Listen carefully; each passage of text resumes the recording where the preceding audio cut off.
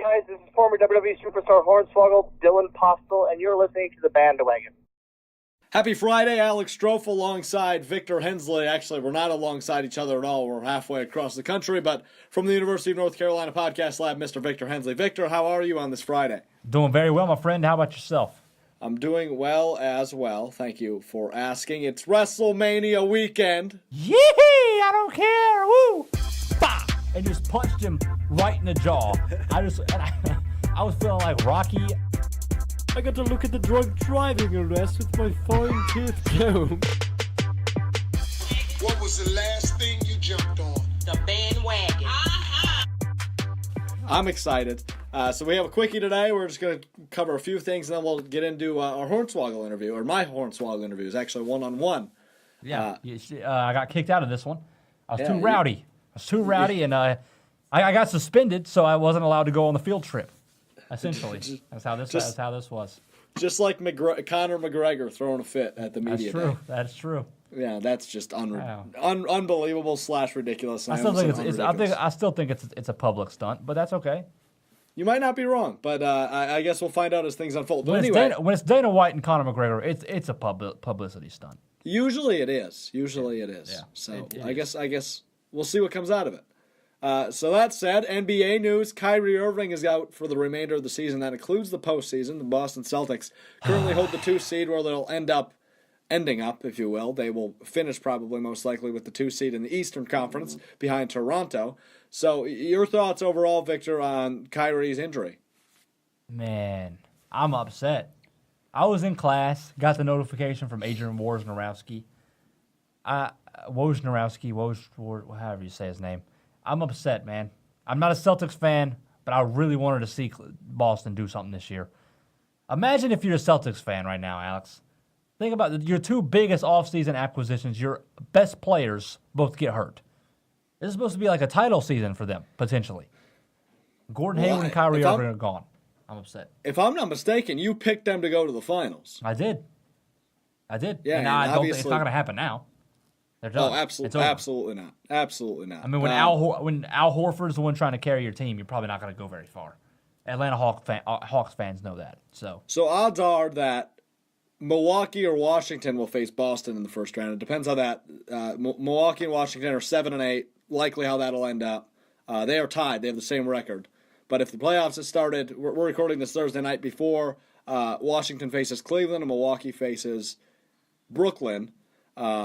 Washington is the 7th seed, Milwaukee's the 8th seed. So as of now, Washington would face Boston, but there's still a couple of games left, so we will see how everything shakes out. Victor, who's your favorite out of the Eastern Conference right now? It's got to be Cleveland.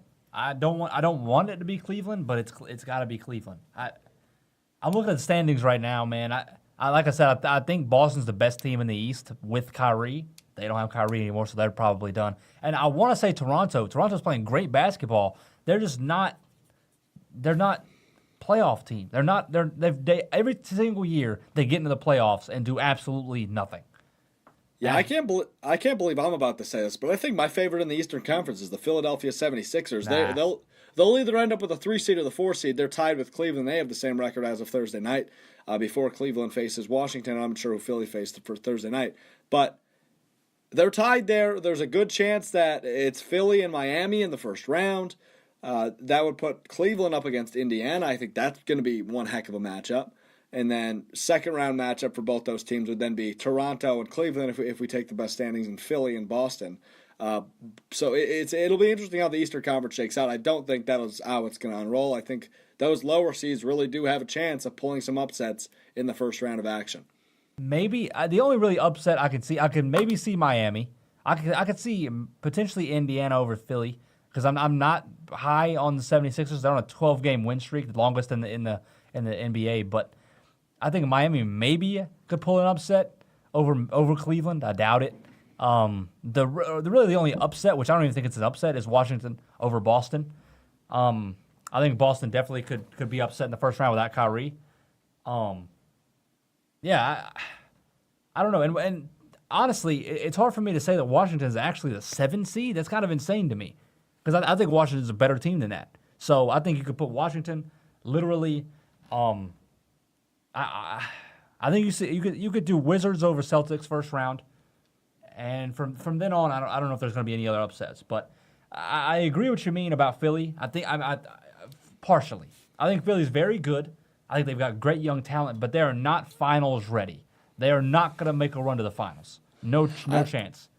I don't know. I think there's potential. I don't know if it'll happen. No. You don't give them any chance at all. No chance at all. No offense to them. But let's say they have to face Cleveland at some point. I mean, they're going to have to face Cleveland at some point. I think that'd be a good series, but I'd still give Philly the advantage. I can't give Cleveland an easy pass to the finals this year. And that's weird for me to say because I'm usually the guy that says there's no way LeBron James isn't going to the finals. This is the first year I've said it in a long time that I don't think LeBron James... This is a weird territory because I'm actually saying LeBron James is going to the finals for the first time in years, and you're sitting here saying Philly's got it. So I'm not saying Philly's got it. I'm just saying I don't think Cleveland does. Well, your pick is Philly, though, right? I'd say they're probably the favorite, in my opinion, yeah. Toronto is my other one, but they usually end up losing somehow. And I think Cleveland's a better matchup for Toronto than they are Philadelphia. I just can't put Philly in the finals at this point when you've got Ben Simmons. Ben Simmons is playing great. Joel Embiid's playing great. But they've never played in a real basketball setting. And what I mean by that is they haven't played with the intensity that is the NBA playoffs. They're playing regular season games. Ben Simmons never played in the NCAA tournament.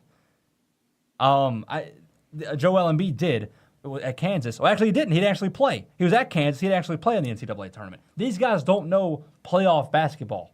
And that's why it's hard for me to say that they're going to come out and beat somebody like LeBron James and the Cleveland Cavaliers, who have been there, 3 straight years? Yeah. LeBron James has been there 7 straight years, right? So yep. I don't think, in my opinion, without Boston being a powerhouse at this point, with Toronto probably still having the same ridiculous attitude in the playoffs like they do, like they just kind of quit in the playoffs, I think at this point, I can't put anybody but Cleveland in there. And I hate to say it because I don't want Cleveland to make it, but it's got to be Cleveland Warriors at this point. And you could say Rockets could be making it all day. The Rockets aren't going to get there. It's going to be Cleveland and Golden State. I wholeheartedly believe that we're going to have the 4th year in a row of that mess. I'd have to agree. How about the Western Conference? Golden State or Houston? Who you got in the finals? I mean, like I just said, I've got Golden State. Okay. I like Houston. They've got 6 games on Golden State right now. They clinched the home court advantage in the playoffs all the way through. But I don't know. Golden State is too much of a powerhouse. They're going to get healthy. They're going to be fine, and they're going to probably steamroll everybody else. So. Yep, I 100% agree. I think it's Golden State and Philadelphia, which is really weird, and I know it's not going to be right, but I feel at this time, and I'm going to go with it right now. Okay, I'll probably change that pick in a week, but I respect it. For right now, that's what I'm going with. Okay. So let's move on. As I mentioned, it is WrestleMania weekend. WrestleMania this Sunday. Exclusively on the WWE Network. It's the biggest show of the year in professional wrestling. Although you are convinced it's not real, but it's not real at all. So anyway, you're not a big wrestling fan. We've mentioned it before.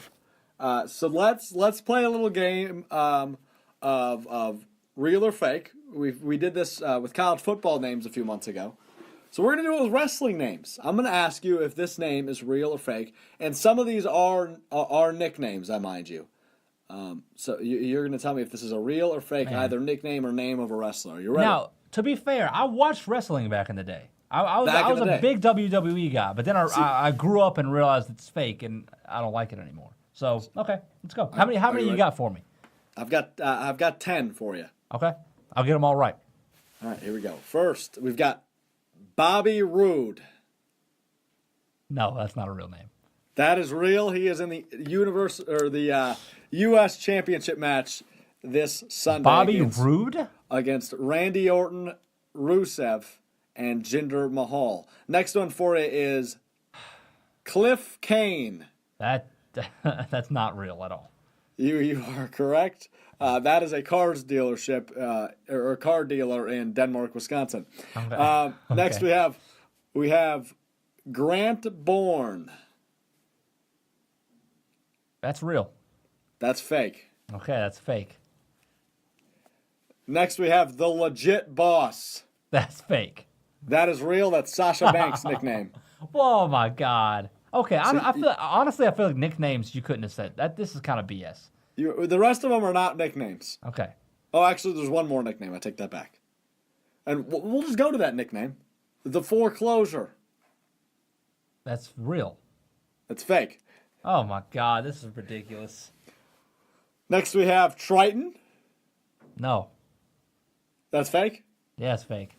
You're right. That is fake. Yeah. Next, we have Carmella.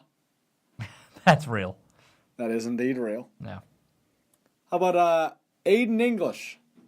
That's real. You're right. 2 more. That's real. I'm just kidding. What? I'm just kidding. Shinsuke Nakamura. That's real. That is real. He was the winner. Heard of him, I think. And finally, we have Big Back.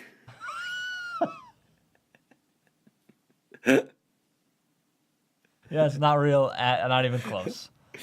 You're right. Hey, look at that. You went 6 of 10. That's good. That's not terrible. I didn't know I got that many right. So, what was mine? My last one on the college football names was one of my favorite things ever. I don't It was something about bandwagon. Oh yeah. Or it was like not Dirk Banderwagen or something like that. That's right.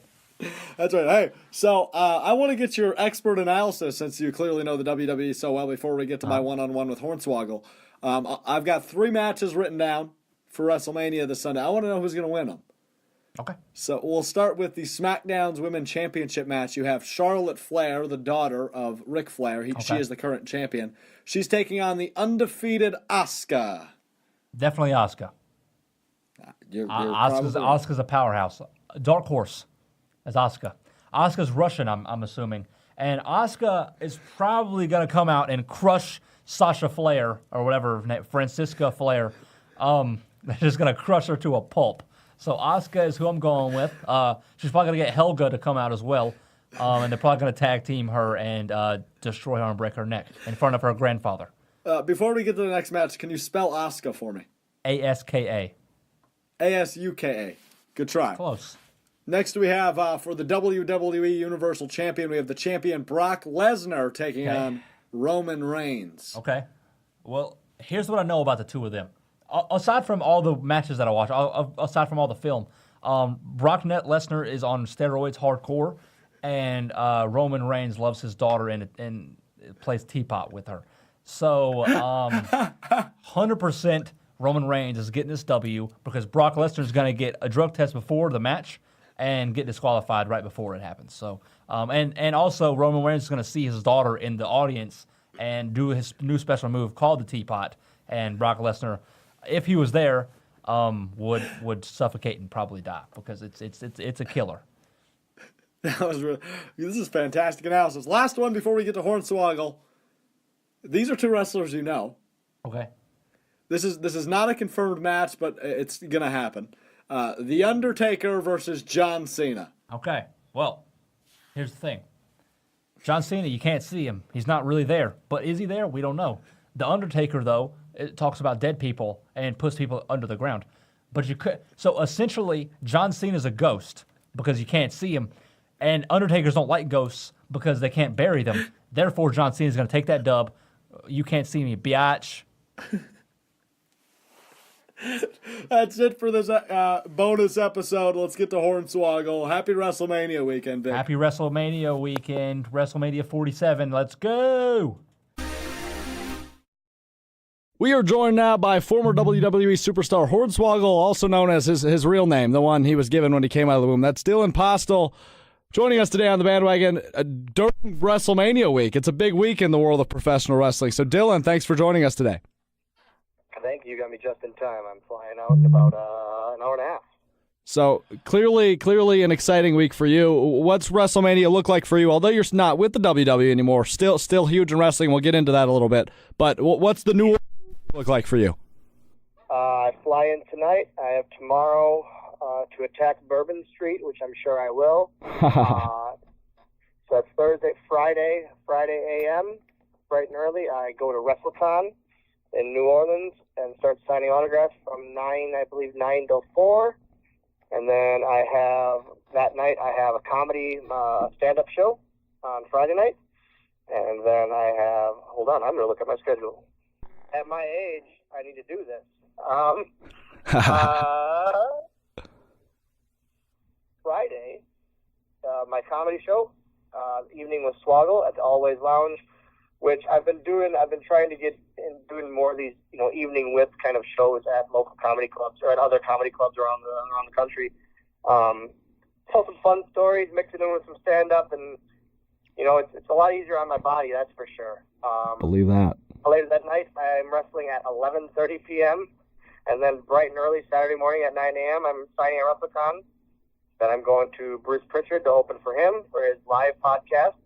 And then I wrestle for Tommy Dreamer at 10 p.m. that night, or actually probably 11 p.m. that night.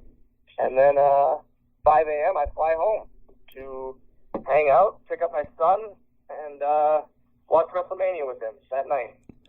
So I wanted to ask about that comedy show. That's a pretty big deal Friday night, an evening with Swoggle, as you mentioned. Is this the first time you're getting a peek at some of that comedy? And how funny are you? I want to know, how funny are you? I don't know. I enjoy doing it. This is my fifth one. Okay. Fifth time doing it, and I have a lot of fun doing it. I have so many stories, and the almost 10 years I was with WWE. I've seen and been a part of a lot of things in and out of the ring, and it's my set goes from making fun of myself for my wonderful many ball movements to Michael J. Fox to John Cena and everything in between. So it's very random in what we cover.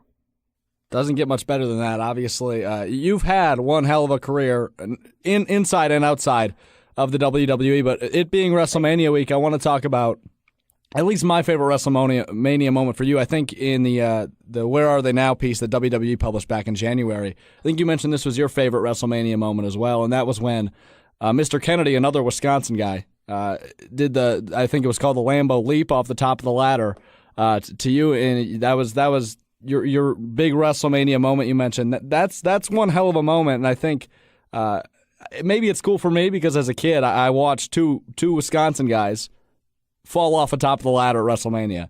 Can you touch on that moment for me? It was absolutely incredible. That moment was very special to me for so many reasons. I mean, it was my very first WrestleMania, something that I never thought I would accomplish. There's the fact that Kennedy trained me, not only trained me, but got me my job in WWE. Right. There was that, and just everything behind it was just very, very special to me, and it's like the top three things that fans bring up to me. So it's one of those memories that will always last, I think. And another one that's mentioned in that aforementioned Where Are They Now? And I'm guaranteed probably the match that's brought up to you the most is the WLC match that you had. I think you said that was probably the favorite match you ever did because you guys, I mean, going in, it almost looked like it wouldn't be the match that it was. I mean, you guys blew the roof off that place. That was a terrific match. Thank you. It's that match defines my career. I will never do something greater than that, ever. And I truly, truly believe that, which is crazy to say because we're always trying to top ourselves and we're always trying to do amazing things, but I'll never top that match. Going into it, like you said, people took it as a joke, and people thought it was going to be just this 5-minute comedy thing with little props, and we destroyed everything and everyone in that match. And it was very special to me because I finally proved something that I always wanted to, is that I can, to the WWE office and to all of them involved, that I'm a professional wrestler, and that's all I wanted to show. When did you know that professional wrestling was going to be the career choice and the path for you? 4 years old. 4 years old. I was 4 years old when I said to my grandpa, I said, I want to do this. We were watching wrestling on TV, and I said, I want to do this. That's going to be me. and I had surgery, major back surgery when I was 6 that paralyzed me. The first thing the doctor said was there will be no contact sports and no trampolines. Wow. And obviously 10 years later, or 20 years later after that, I kind of was saying F you to the doctor. Because I was living my dream at that time. It was, but it's always been that way. I've never once had someone tell me you can't do this without reason. If it was just you can't or that won't work. Right. I'm gonna do all I can to prove that I can, or at least I tried. So you mentioned that. I mean, obviously, doctors involved. You obviously want to live out your dream, but with the medical status you were in at that point, didn't seem possible. At what point did you know? You know what? I'm still going to chase this dream, no matter what the condition, whatever the doctor says, etc. No matter what, I never thought otherwise. Oh, really? I legitimately never thought otherwise. Yeah, I was backyard wrestling at 10 or 11, and continuously until about 17, and got trained when I was 17, and off to the races. Wow. So I guess I've always wanted to ask wrestlers this, because, I mean, you mentioned your interest began when you were like 4 years old-ish, and I mean, I don't know if now that you're around wrestlers, you were in the WWE for a decade. Do you have a favorite wrestler or a guy that maybe you watched growing up that was like, holy crap, this is the reason I want to do this? Or even to this day, do you have guys that you prefer watch wrestling and et cetera? Yeah. When I was a kid, I was never a Hulk Hogan guy. I was an Ultimate Warrior guy. Okay. I was a fanatic. He was my hero. Like people have Superman or Batman or baseball players or Michael Jordan. I had Ultimate Warrior. He was my hero. Throughout a lot of my childhood, he was my hero. At WrestleMania 30, I got to meet him the day he passed, which is pretty crazy. I finally got to meet him during the day that he passed, and I got my picture with him, and I got to tell him what he meant to me. So that was really cool. I don't know. Fate is a very crazy thing, and if that was fate, it is what it is. But it was awesome that I finally got to meet him before he passed away. Wow. The relationship with Finley, I mean, obviously that was the guy that you were with most of the time. Is there still a relationship to this day, and what was it like back then? He's my dad. I always say I have 3 dads. I have my real dad. I have Finley, my first wrestling dad, and then I have Tommy Dreamer, who's like the evil stepdad. Right. But no, Finley and he was legitimately a father figure to me on the road. He took care of me, and I still look up to him. We talk here and there, not as much as we probably should, or we would both like to, but right. He's still with WWE, and I'm busy as heck on independence, but we still have a relationship for sure. You released back in 2016 in that documentary I keep bringing up because it was such a well done piece by WWE. But you mentioned Kurt Hawkins. The day you were released, called you back. I think it was 13 dates the day you were released because you didn't know what the hell you were going to do. Then he calls you back with 13 dates, right? Or it was a number near that. Yeah, it was 13 dates and 20 minutes. He is my best friend in wrestling. Yeah. He's one of my best friends in life. I say it in every interview, and because I think it's partially also I'm so happy and thankful for what he did for me, and I also just want to keep getting his name out there as much as I can. Kurt Hawkins, I can't say it enough because I respect him so much as a person and as a human being, and as a wrestler and as a performer, and I know he could be such a star in this business. But yeah, I got released, and I didn't call my dad first. I didn't call my dad. I didn't call anyone. I called him. Huh. And I said, hey, it just happened. And he said, all right, I'll call you back in an hour. Just let me see what I can do. He goes, stop crying. It's going to be okay. You're a professional wrestler. No matter what, you know you're a professional wrestler. You can do this. And we hung up, and 20 minutes later, he called me back and gave me 13 dates. That is such a cool story. Who does that? Who does that for another person? You're going out of your way to make sure that a friend of yours is going to be okay, in this new career path. And he went out of his way, took time out of his day to make sure that I would be fine. And I owe a lot to him for that, and I'll never be able to repay him, but I owe him a lot for that. Right. So let's talk what you're up to for the most part, other than being a dad. And I know you've mentioned your son quite a few times. I mean, obviously that's probably the biggest part of your life, I imagine. But in wrestling, yet, no, go ahead. I guess being a dad has to be the number one. I guess so, right? I'd be an asshole if I said it was number 2. That's fair. Otherwise, like I'm every weekend I'm out and about somewhere. Independent wrestling. Wrestling is all I know.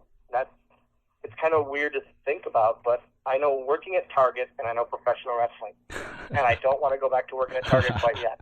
I'm gonna ride this wave as long as I can, as long as my body says, you know what, you're okay, kid. But for that, I opened 4.5 years ago. Me and 2 of my close friends opened a wrestling company in Oshkosh, ACW, Wisconsin. And 4.5 years now, we've been killing it at shows. Between 250 and 350 at regular shows. We did a convention last year where we had 1,000 people. There was 1,090. Our anniversary shows are drawn between 450 and 500.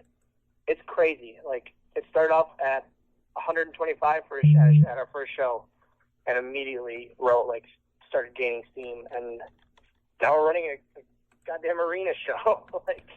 It's great. I don't know what we're doing. All of us. I don't think it's hit us yet. Oh my God. I think the week of, it's gonna finally sink in. We're running an arena. Not a big venue, like a big ballroom. This is a D-League basketball arena. No independent company does.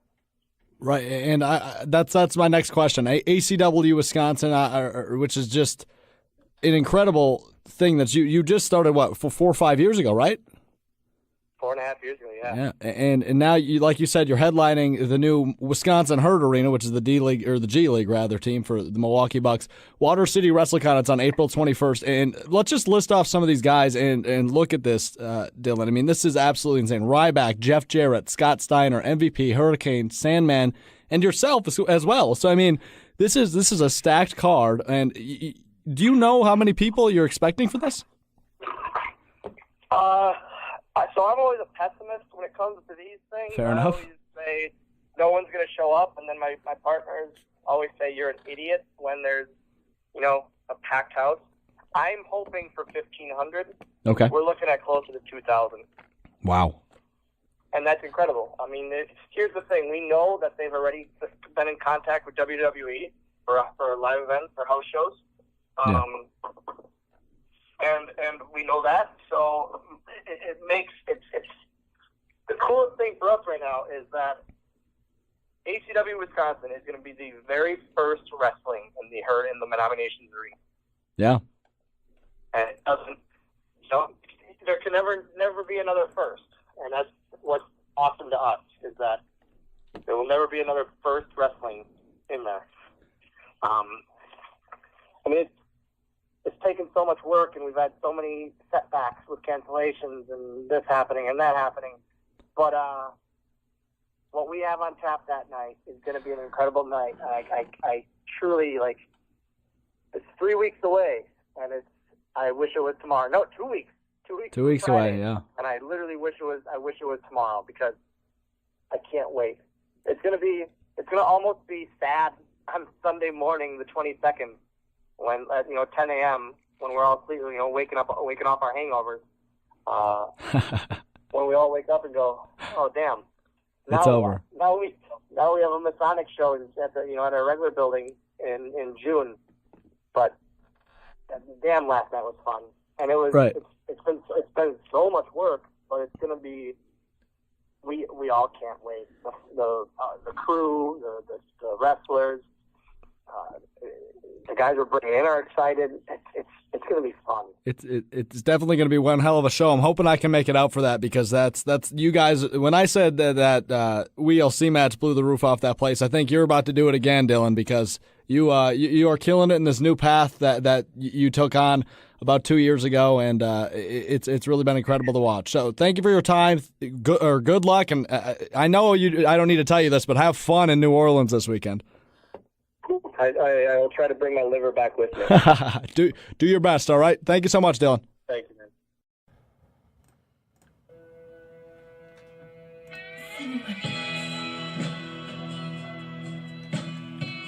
What up, Miss C?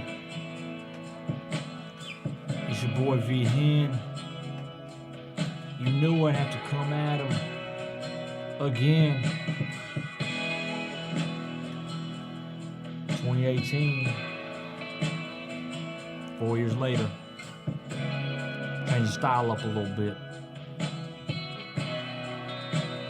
This is Cinderella's production. One day I was walking down the street. I was really thirsty, so I walked a piece, had a big glass of water. Then I had to pee, so I ran all the way home. Then I opened up the door. I ran straight to the party. My bladder couldn't hold it anymore. I lifted up the seat, and then I began to pee. It went from the kidneys to the ureter, down to the bladder, where it all matters. Then through the urethra, where I'll have to release you out the urinary meters. Then it exited my penis.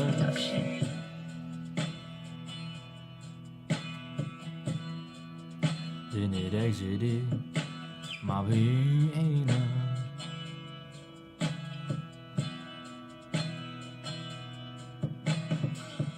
Later on that night, I had a pain that I couldn't fight. I was dizzy and I had to throw up, and my temperature was as high as you know. I couldn't take it anymore, so I had to go to the doctor. I got checked out. Yeah, boy, I was about to pass out. Then the doctor came in to give me my diagnosis. Last night I was up until 10, worrying about this prognosis. He said, well, Houston, we have a problem. I said, whatever it is, Doc, we're gonna solve it. Tomorrow's production available in today's morning. I'm about to put down this microphone. I'm about to put down this microphone.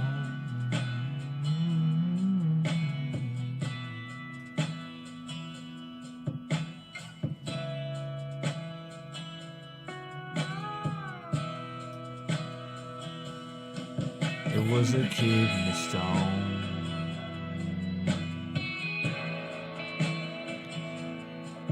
It was a kidney stone.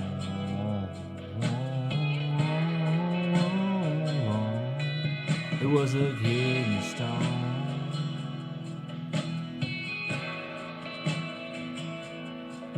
And we out. This is Drive Cinderella's safe. production. Thank y'all. It was a kidney.